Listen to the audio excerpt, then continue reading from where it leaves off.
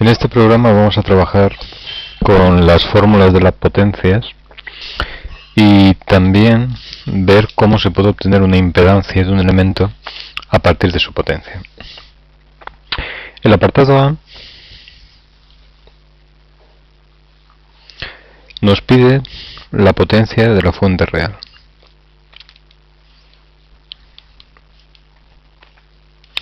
Bien, para calcular la potencia de la fuente real, nosotros lo que tenemos, si nos fijamos en el enunciado, es la potencia de todos los elementos pasivos.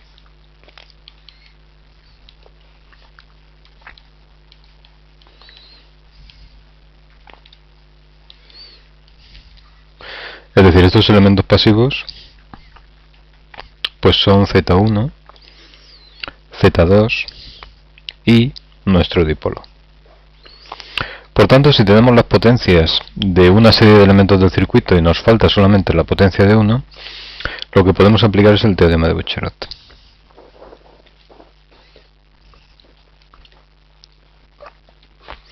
El teorema de Bucherot, como ya sabéis, nos dice que el sumatorio de potencias activas en una serie de elementos es igual a 0 y que también lo es el sumatorio de potencias reactivas. Como ya sabéis, lo interesante del teorema de Bucherot no es esto, que al fin y al cabo esto es conservación de la energía, sino que lo interesante es que se conserve, vamos a poner entre comillas, de algo que no es una potencia. Bien, pues en nuestro caso simplemente vamos a aplicar la fórmula. Nosotros sabremos que la potencia de la fuente generada va a ser igual a la suma de las potencias consumidas. Esas potencias consumidas serán la de Z1, la de Z2 y la de la carga. Concretamente estas potencias son 2 kilovatios, la de la impedancia Z1, más otros 3 kilovatios de la impedancia Z2, más 25 kilovatios de la carga, lo que hace un total de 30 kilovatios. Y en cuanto a la potencia reactiva del generador, de la fuente, pues va a ser igual a lo mismo, a las potencias reactivas consumidas. ¿Qué son esas potencias reactivas consumidas? Pues son 2 kilovoltiamperios reactivos de 1,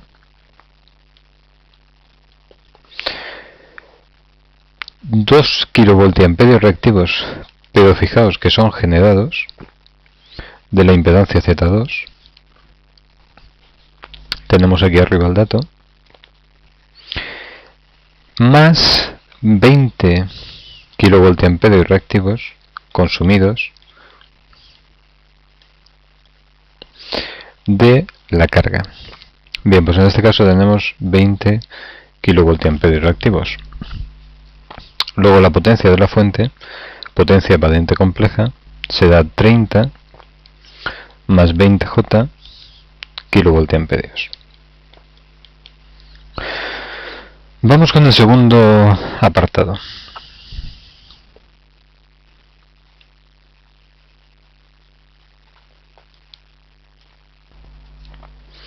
Bien, en el segundo apartado nos piden el valor de la reactancia interna XG.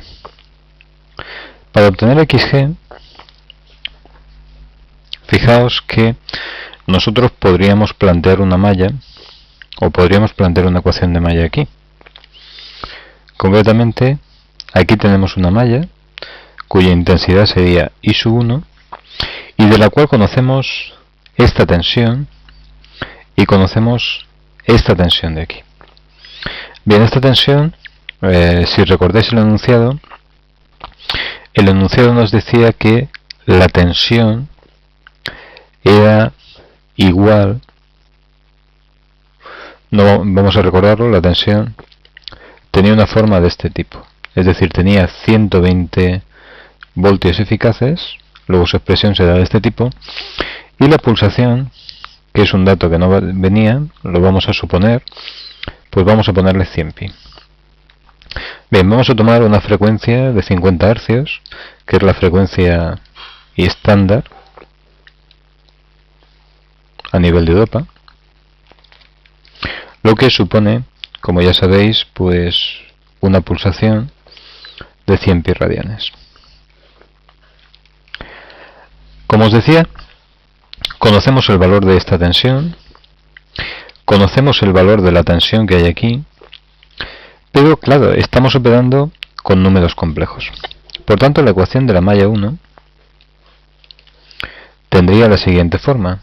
Tendríamos que E sub g sería igual a j xg por I sub 1 más la tensión en la impedancia Z1, que es U sub F. Bien, pues fijaos en lo siguiente. Como es lógico, U sub F va a ser un vector de esta forma, ¿de acuerdo? Y E sub g va a ser un vector parado de esta forma. Fijaos que de estos dos vectores yo lo que conozco es esto y desconozco sus fases. Bueno, pues en un sistema senoidal, si recordáis, nosotros lo que hacemos es que los vectores giratorios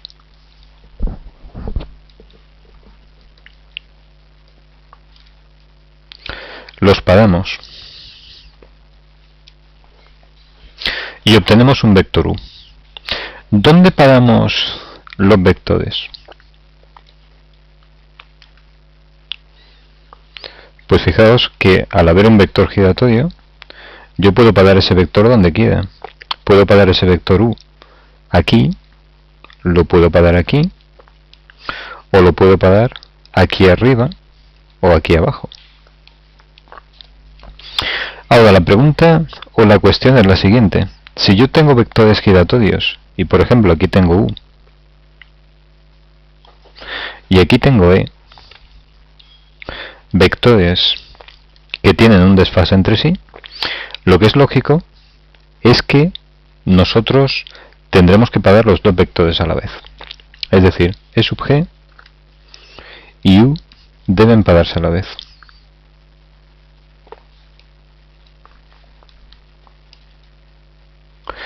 Con lo cual os quiero decir lo siguiente. Lo que os quiero decir es que nosotros a uno de los dos vectores, a E sub g o a U, por ejemplo, si nos interesa, podemos pararlos con fase 0. Pero solamente uno de ellos. Es decir, si la fase phi sub f es igual a 0, la fase que tenga phi sub g será este ángulo de aquí. ¿De acuerdo? Y si la fase phi sub g es igual a 0, la fase phi sub f será igual a menos alfa. Es decir, que solamente podemos hacer 0 o podemos suponer 0 uno de los dos vectores. Bueno, pues esto es importante.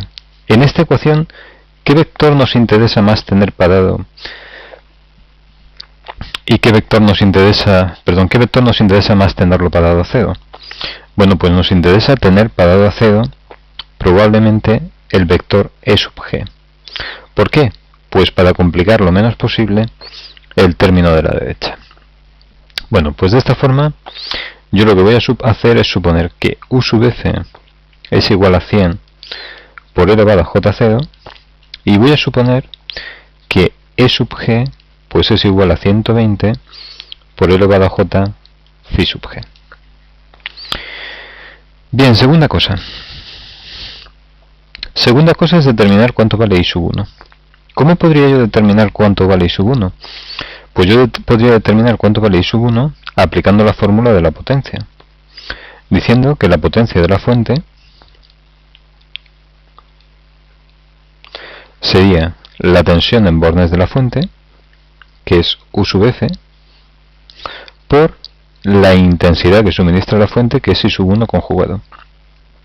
Fijaos que esto es dato, y fijaos también que esto es dato. Bueno, pues fijaos que el haber supuesto yo 0 también en esta expresión me supone bastante menos problemas a la hora de calcular I, porque el cálculo de I es directo.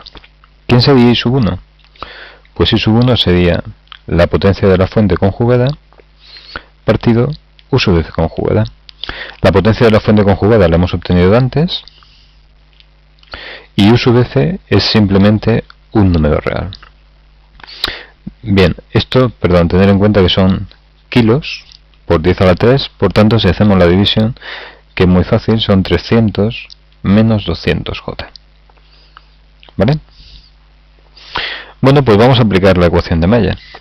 Si aplicamos la ecuación de malla tendremos E sub g por e elevado a j phi sub g es igual a u, que es 100, por e elevado a j0 más j xg por i. ¿Y i quién es? Pues i es 300 menos 200j. Bien, si sustituimos aquí lo que tendremos es 100, que es la tensión, que es un número real.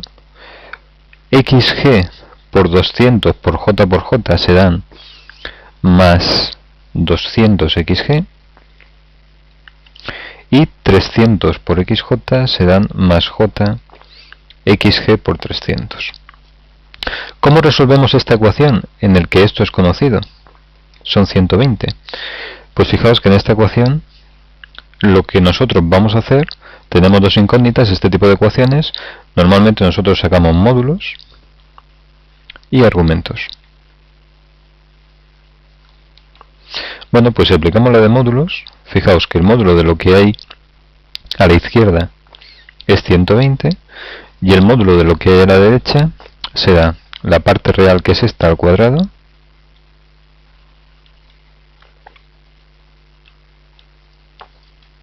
más la parte imaginaria, que es esta, al cuadrado, raíz cuadrada. Vamos a seguir trabajando con esto. Bien, pues si seguimos trabajando con esto, si elevamos al cuadrado el módulo de la izquierda, tendremos 120 al cuadrado, se da igual a 100 más 200 xg al cuadrado más 300 xg al cuadrado. Bueno, pues nada, sustituimos valores, si operamos, estos son 14.400 y esto es igual 100 al cuadrado, 10.000, 20 xg al cuadrado son 40.000 xg al cuadrado, dos veces el primero por el segundo, pues se dan 40.000 xg.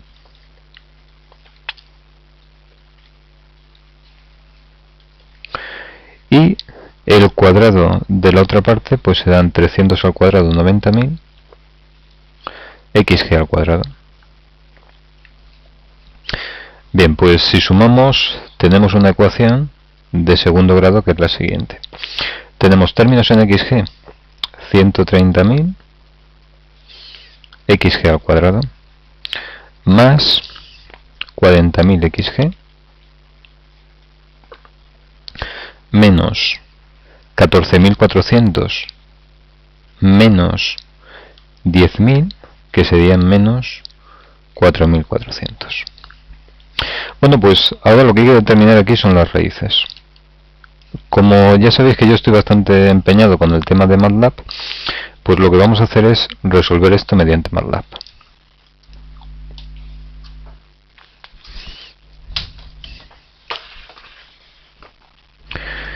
Bien, pues resolviendo esto mediante MATLAB, tenemos lo siguiente.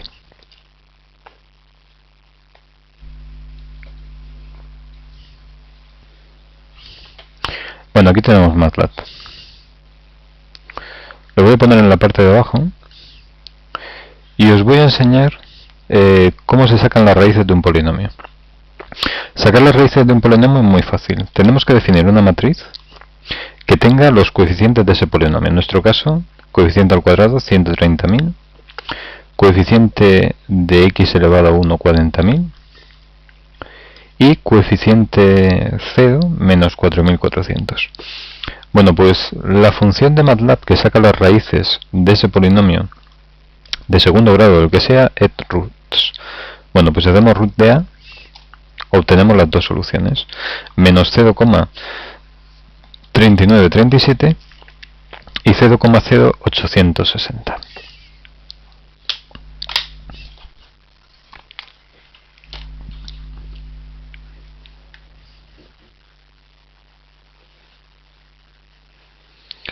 Por tanto, vamos a meter las dos soluciones por aquí. Tendríamos una que sería x sub g, vamos a llamarla 1, que sería la positiva, 0,0860 ohmios, y la otra, que sería xg, menos 0,394. Fijaos que como el enunciado nos dice que la reactancia xg debe ser una bobina, pues esto lógicamente nos implica que xg es positivo, con lo cual la solución que vale es esta. Y la solución de abajo tendría sentido. Bueno, pues la solución de abajo, curiosamente, también tiene sentido.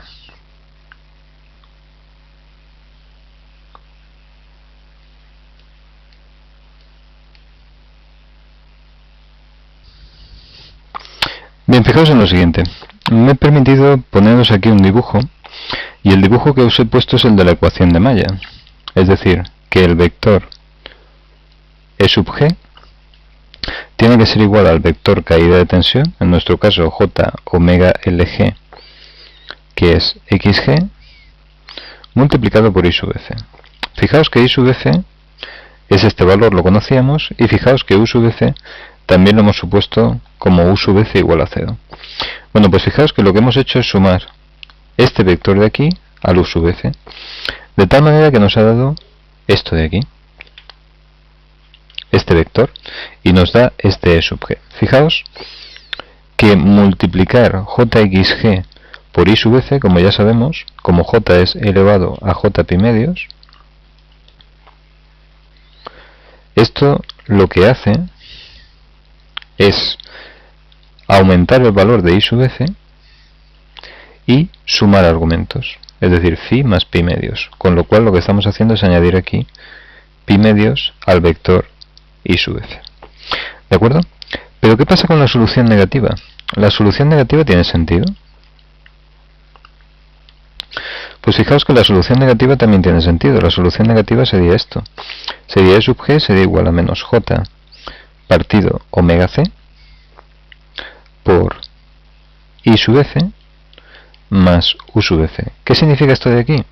Pues menos j es elevado a menos j pi medios por 1 partido omega c, y la I sub f sería I sub f por elevado a j phi.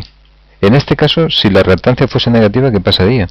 Pues lo que pasaría es que añadiríamos pi medios negativos al argumento de la intensidad, que es este. Bueno, pues añadir pi medios negativos es coger y sumar este vector de aquí. Con lo cual nos daría una solución que sería esta E sub g. Pero fijaos que en todos los casos, ese E sub g, ese vector tiene de radio 120 voltios. Es decir, que podría tener dos soluciones perfectamente este sistema. Uno con reactancia positiva, es decir, con una bobina, y otro con reactancia negativa, es decir, como un condensador. Os dejo para vosotros que os planteéis qué diferencia habría entre ambas fuentes. Perdón.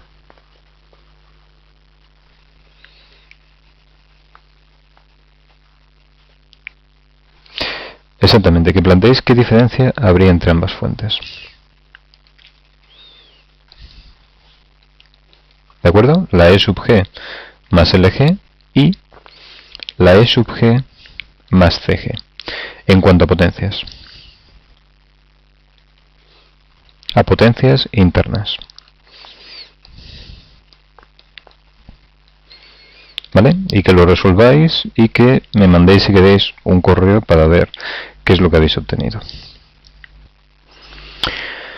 Bien, tras ese ejercicio que os he propuesto, lo que nos queda es muy sencillo. En el apartado C nos piden determinar cuánto vale la impedancia Z1. Bien, determinar la impedancia Z1 es muy sencillo. Fijaos que la fórmula de la potencia nos dice que la potencia de un elemento sería su tensión por su intensidad conjugada. Y también sabemos que la relación que hay entre tensión e intensidad es la impedancia. Por tanto, fijaos en lo siguiente. Si nosotros sustituimos aquí, tendríamos que esto es igual a U sub Z1 y por la intensidad, que sería Z1 dividido, perdón, la intensidad sería, perdonad, U sub Z1 partido Z1 conjugado. Bueno, pues fijaos que aquí lo que tendríamos es UZ1 por UZ1 conjugado partido por Z1. Como sabéis, el conjugado de un complejo por el mismo es el módulo al cuadrado, y aquí abajo tendríamos Z1 conjugado, que se me ha olvidado. Por tanto, de estas expresiones yo podría sacar que Z1 es la tensión al cuadrado partido por la potencia Z1 conjugado. ¿Conocemos estos dos valores?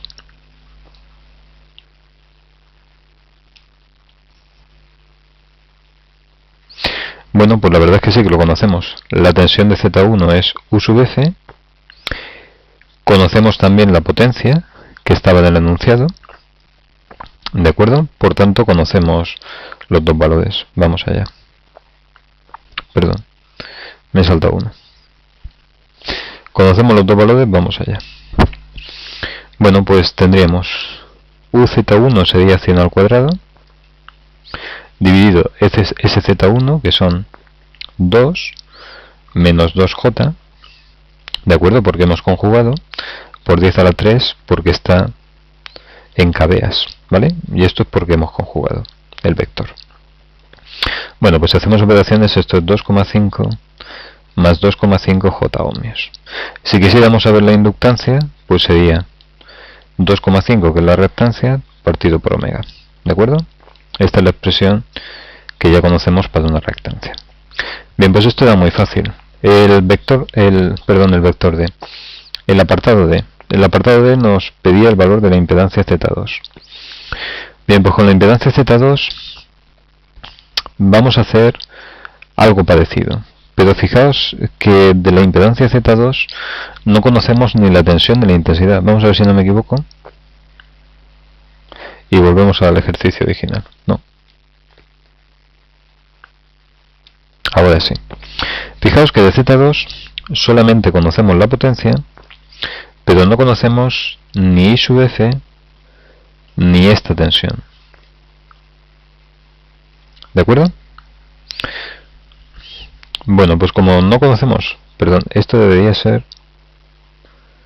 I sub F, esto I sub 2 y esto I sub 1. ¿Vale?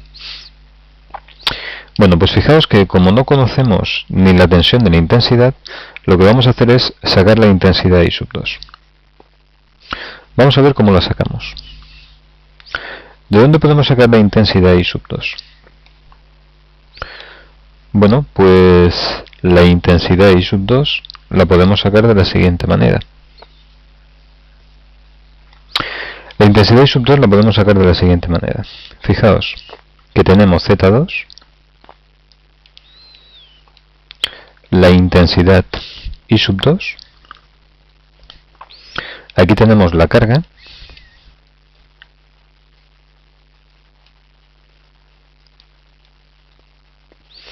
y conocemos que la tensión aquí es 100.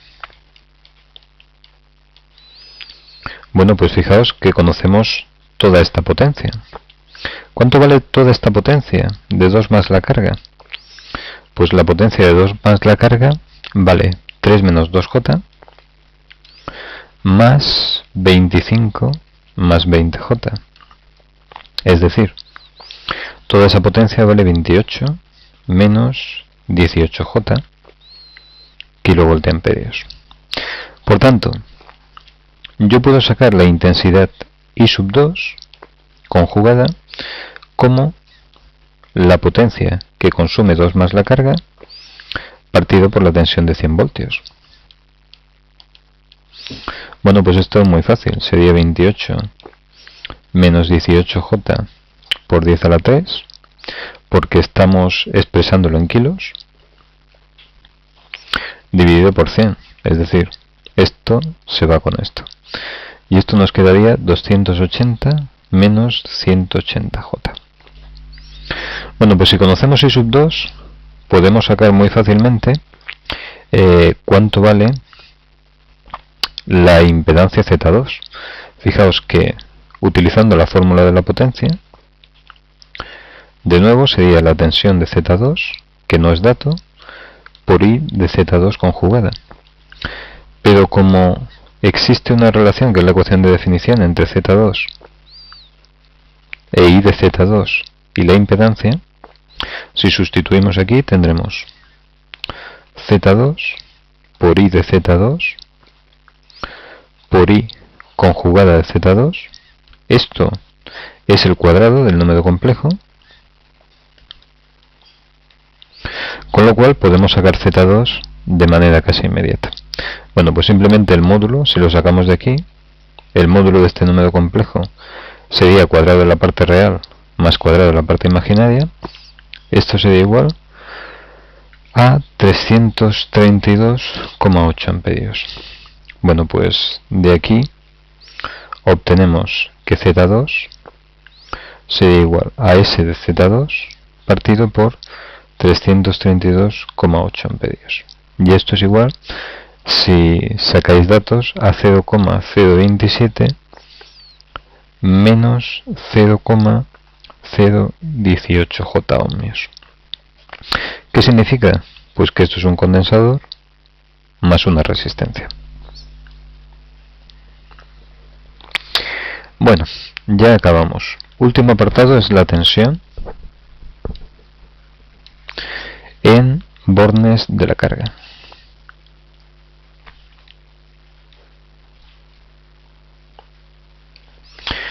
Bien, fijaos que para sacar la tensión en bornes de la carga, pues el tema es bastante sencillo. Vamos a volver al dibujo un momento. Voy a insertarlo.